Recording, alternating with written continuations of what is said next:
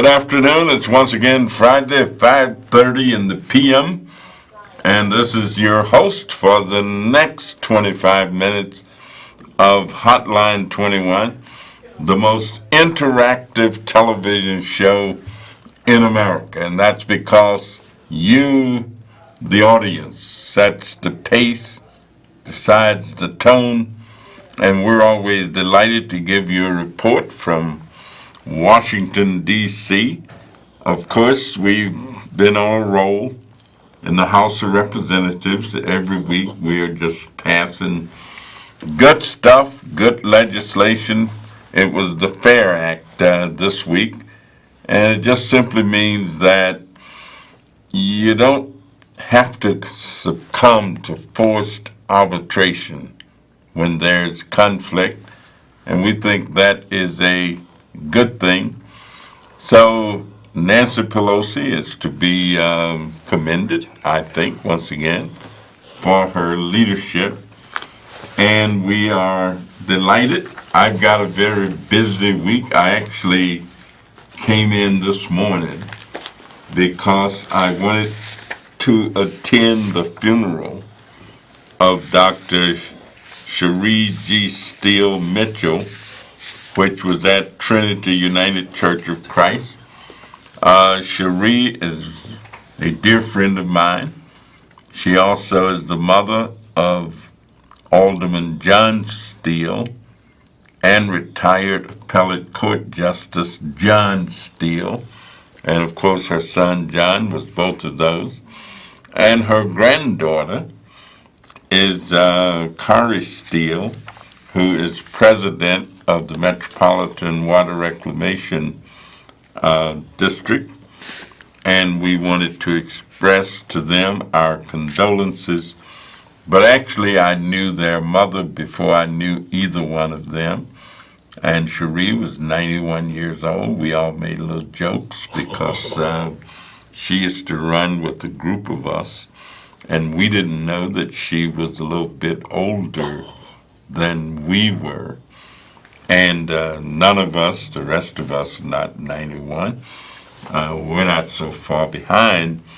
But she was a secretary when I first knew her, earned herself a college degree from Roosevelt University, then went ahead and earned a master's degree, and then went ahead and earned a doctoral degree and became a health service executive with the U.S. Department of Health and Human Services.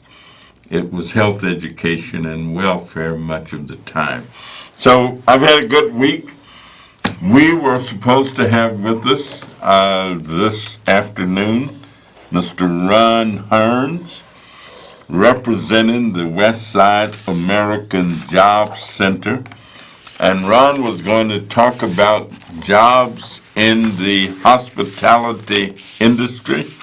And let me tell you, there are a lot of jobs. We talk about unemployment and the fact that we can't find jobs, we can't get jobs, and unemployment is high.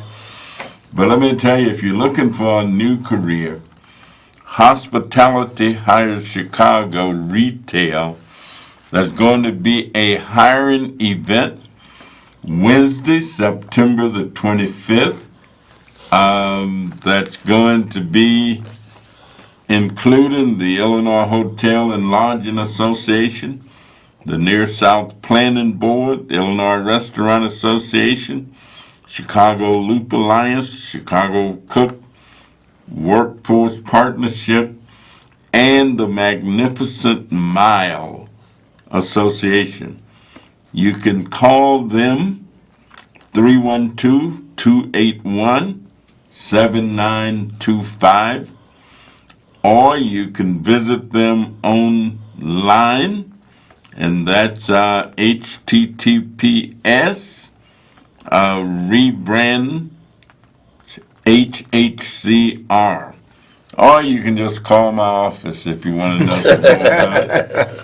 And our number is 773-533-7520. We are delighted to have in the studio with us Mr. Bruce Carter, who is the Director of Value of a Life, and Mr. Gerard Mora, who is a member of my staff and who introduced me to Mr. Bruce Carter. And we are delighted to have, we just had lunch over at MacArthur's restaurant, and I hope that I didn't eat too much, but he brought a busload of people with him, and he's going to tell you about that. I'm going to take our first caller, and then I'm going to go right to our guest. Caller, you're on the line. Good evening, Dr. Davis. You have represented the 7th District. Dr. Davis, if I'm wrong about something, I can be corrected. Now, how in the heck, now, if you're going to be a police officer or a fireman or an FBI, certain mere allegations can stop you from proceeding on.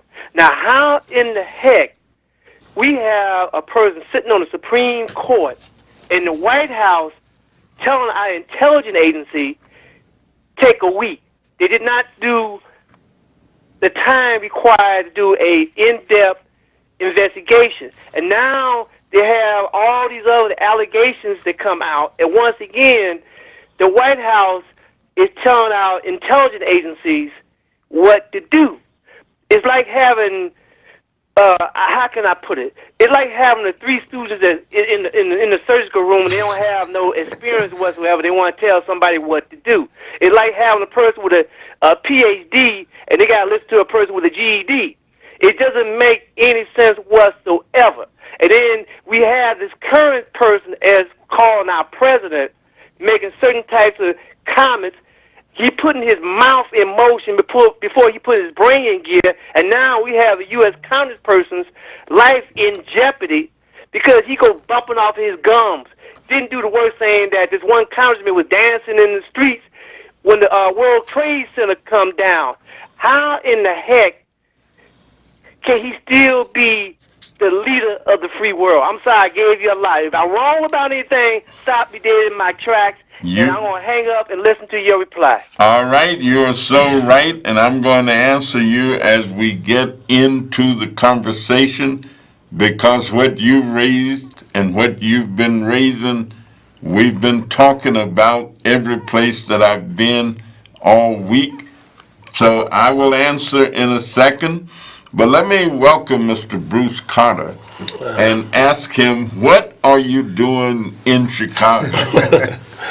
First of all, I want to say thank you for making yourself available today so we can have lunch and celebrate a young man who's been battling cancer.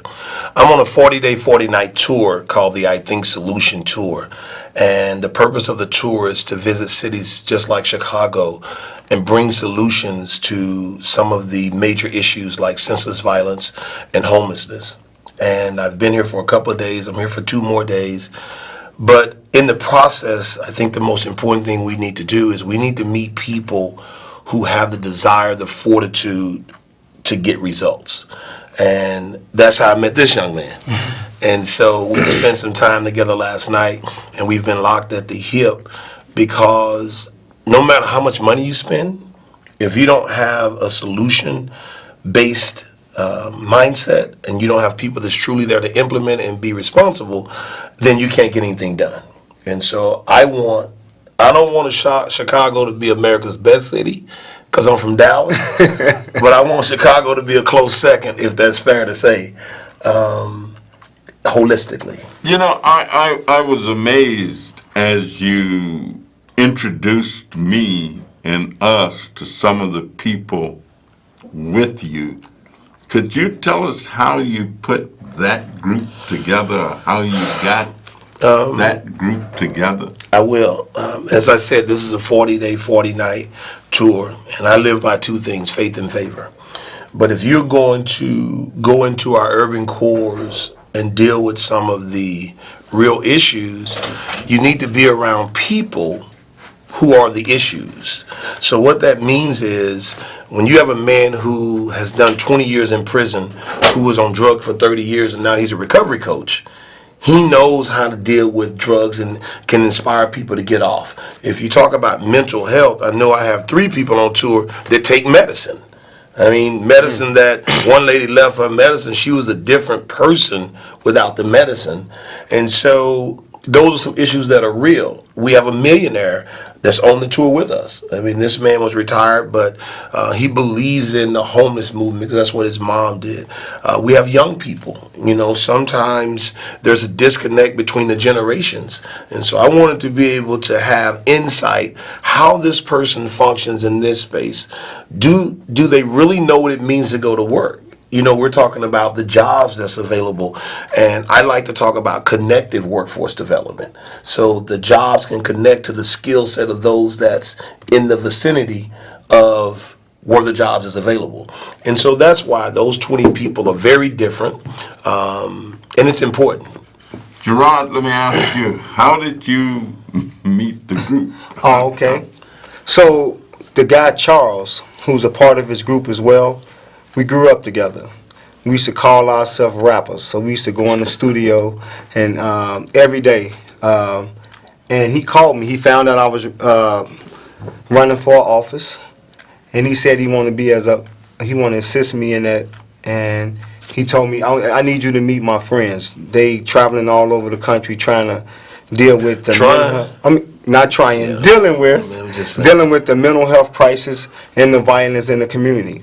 So we met, we joined at the hip, and now I think there's going to be a commitment on both of our ends long term to continue to work together to work with the community. So the conceptualization of this idea, I mean, there are a lot of people who think of things, but they never implement them. They never try. They got solutions, but they don't try and put those solutions into action. You and the group, what makes you think that you can come into an area, go out and talk to some people, and motivate them to help become an answer to problems that they may have not even thought of? And so the audacity of faith and belief, what gives you that to believe that you can make a difference? It's my DNA.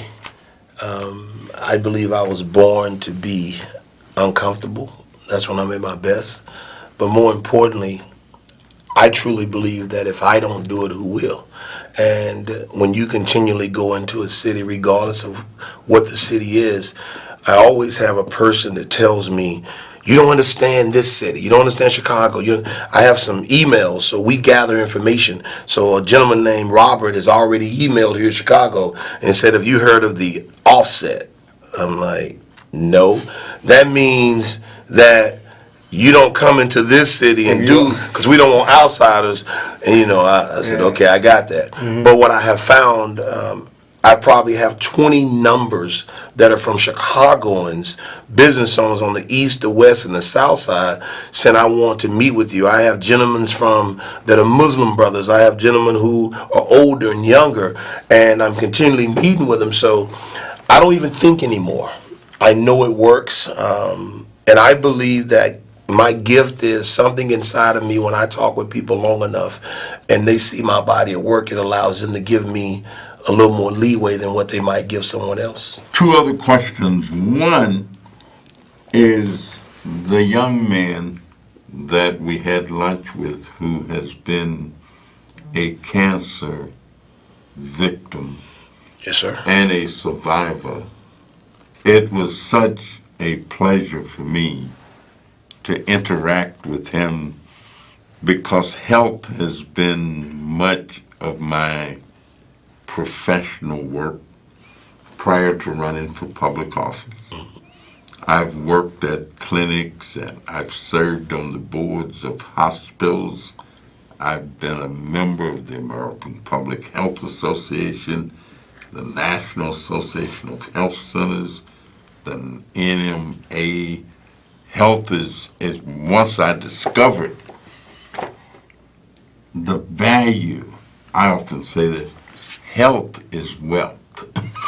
Oh, of course. There's nothing more important than health. What was the inspiration and the motivation?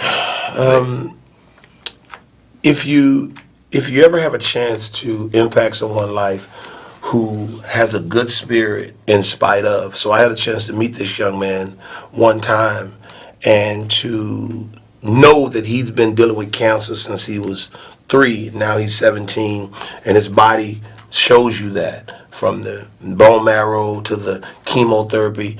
But he was so upbeat, and he would tell me how people would call him. He would stop them from wanting to commit suicide. And I thought about, here's a kid that came from the south side of Chicago, where young people are dying every day. If they could possibly be asked a question about him, how much is a life worth? Then maybe they would find a little more value. And I know that he leaves today understanding that no matter what he's been through, he has a purpose. And I believe if we can do that every now and then in our place, then we have made a difference in someone's life. I'm going to tell you, not only does he have a purpose, but he also got a good appetite. He did eat. Ain't good. Let me tell you, I looked at that plate. I say, this brother, he must be feeling pretty good. Yeah. And I want to say this for you all that are watching. Tomorrow, as the congressman tells you about this young man, and we have to learn to celebrate people while they still have life. We are going to honor him tomorrow at the Peace Center at 2 o'clock. And what we're going to do is we're going to name a Good Spirit Award after him. His name is Terrell T.J. Sanderson Jr. And so we're going to give him that award in his name and his honor. And we're going to continually give that out. So if you know people that have a good spirit in spite of what they've been through, then we want to start that. And remember, love people while you can, because you may wake up one day and they're not there, or you may not be there. And that's what we're about, people. I know that we've got a caller on the line, plus our number is 312-738-1060. So we're going to just kind of open up for a minute. Caller, are you there? Yeah, how you doing, Connie David? James, I am good. How are you? Okay, guess we're talking about jobs. Now, job is okay to work, but sometimes job don't be protect a lot of people. Just like that girl got gunned down from Save-A-Lot. I mean fair play. And more people getting hurt on their job, getting gunned down. And then I don't know. I think you'll get they doing a good job, but some people some jobs ain't worth it to be on, because it ain't safe. Well, let me tell you, violence and mental health needs are a big part of the issues facing our country. Gerard, I know that you've talked a great deal about mental health and about violence, and I know that there were 4 people shot up on Madison Street. It was actually 15 before it died. Well, let's hear about that. Well, it's senseless. It's senseless in a lot of ways. One, for example, a friend of mine today came to McArthur's to talk with me. His name is Craig Dean. He was messed up. He was mentally messed up because he drives the CTA train. And while he was driving the train, someone jumped in front of the train and committed suicide. Just the other day. And he haven't been able to go back to work because how it made him feel as he was riding over their bones, as he explained to me. And that's a sign of a person that's being sick and tired of being sick and tired. To jump in front of a train and allow it to crush your body. Now, as it relates to the shooting that happened on Madison Street, I think violence is becoming a culture. It's becoming a lifestyle opposed to being angry at someone. And it's impossible to be angry at 15 people, that angry at those 15 people that you have to shoot them all. I think it's a lifestyle, and violent behavior is being reinforced via video games, via music, via movies and entertainment. So I think it's more of a systematic approach that we need to deal with the violence, opposed to just being a programmatic approach. So we just have, violence is just plaguing our community, and I'm going to do everything in my powers to try and bring more money into mental health so that we can combat the violence. I think that's one of the ways we can do that. Bruce, let me ask you, you see you all are going to be out tomorrow. Yes, sir. Knocking on people's doors and talking to them. What are you going to talk to them about? I'm going to talk to them mainly about how much is a life worth. And if I can get people to understand there's a value, whether it's mental health, whether it is economic development, and I want them to partner with us. So as we dig deeper into Chicago, we find people who we can go to like yourself. So if a person don't feel comfortable reaching out, or they don't believe you can help them, but if they believe in us, we can be that conduit. And whether it's the West Side, anywhere where there are people, I believe that we have an impact because we have we've come thousands of miles. And so immediately what someone may say, but you're not from here. I'm from America. And the same things that are happening in Chicago are now happening in Dallas.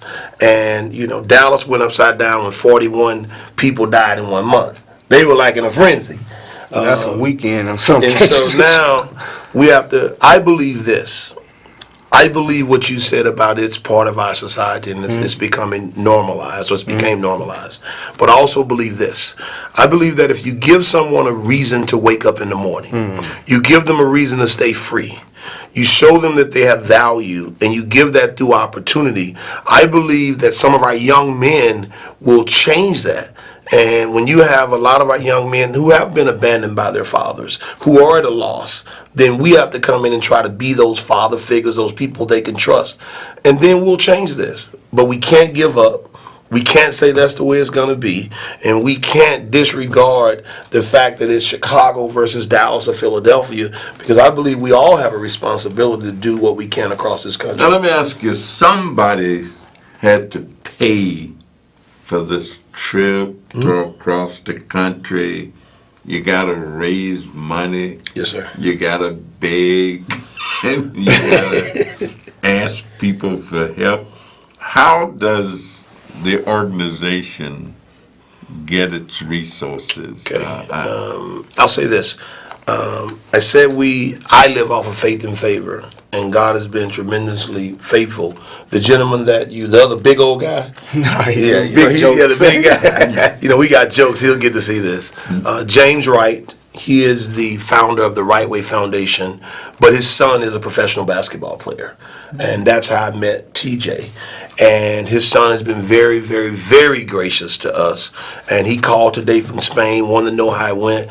And so anytime we've needed something, he's been that contributor. So that's how. So people who say that some of our young athletes and so forth aren't doing what they could to really help, that's not the case with this young. No, his name is Jordan Mickey. And if you want to know more about Jordan, go to his website. It's jordanmickey.com. And he talks about consequences. And he is just a phenomenal person. But you said something. I want you to tell me how you can help us with this, because we've been talking about this. Let's talk about the athletes, where they're taxed. So, you know, a large portion of their money's taxed, and they lack deductions right now in the current administration. So if there is a way, or is there a way, to create some type of new market tax credit that is available for those who have high-level incomes, if they put the money directly in the communities as far as homelessness and fighting violence? It's interesting that you mentioned that, because I helped create the new markets that we Oh, we got to talk. That's all I need. Oh, we got it figured out. Funding won't be a problem.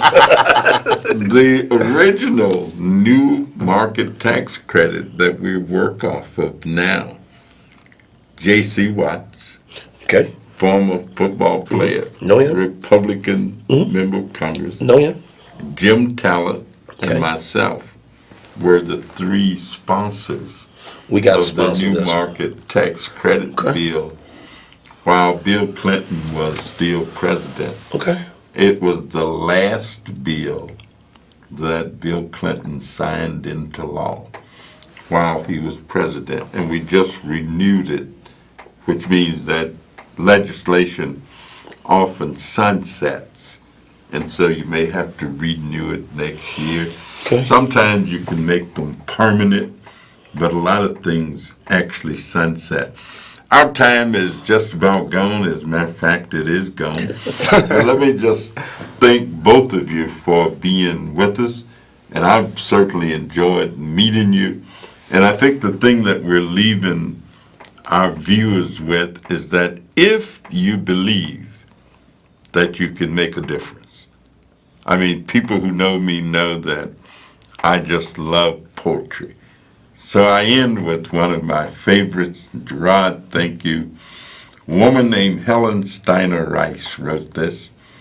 She says that often your task will be many and more than you think you can do.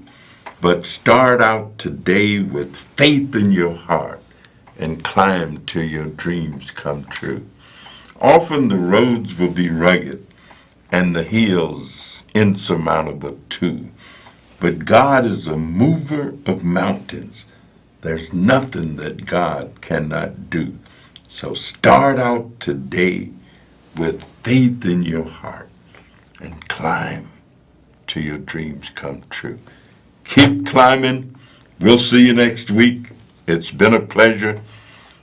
Do something good for yourself and even better for somebody else. And you'll feel real good. We'll see you next week.